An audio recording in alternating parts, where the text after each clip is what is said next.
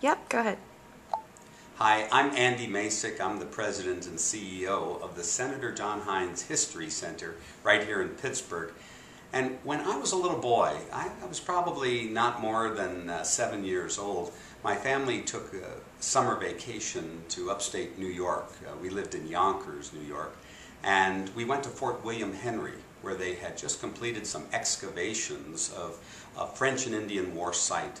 Skeletons were exposed, and you could see the arrow wounds and bullet wounds in the bones of these skeletons, and I was fascinated by this.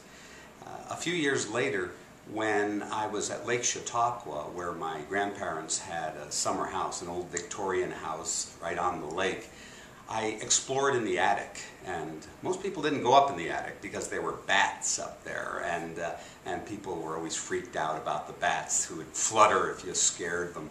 But I braved the bats and found my grandfather's trunk, and in the trunk, in the top right drawer, was a cigar box, and in the cigar box were some pen knives and other little knickknacks that a young man would have kept. And among the knickknacks was a Civil War bullet, a minie ball. In fact, I still have the minie ball. It's 69 caliber, it's cylindro-conoidal, it's hollow-based. This bullet revolutionized warfare in the 1850s and 60s and made the Civil War the deadliest war in American history. Well, I didn't know any of that stuff when I was 10 years old, but I was fascinated by that object. And I wrote letters all over the country, and I sent some letters to the Smithsonian Institution. I mean, written in my kiddish scrawl and pencil, and I drew a picture of the minie ball. And to their credit, those curators didn't just laugh me off.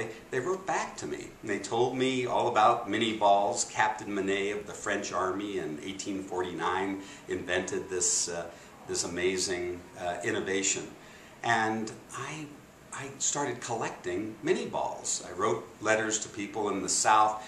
Soon I had the largest Civil War bullet collection in Yonkers, New York, and I converted my bedroom into a museum. I didn't have any money. I made money mowing lawns for $1 an hour, and so I spent all my money on minie balls. So when I needed hats and swords and uniforms and things, I would craft them out of paper mache or wood, or convert my old Boy Scout uniform into Civil War gear.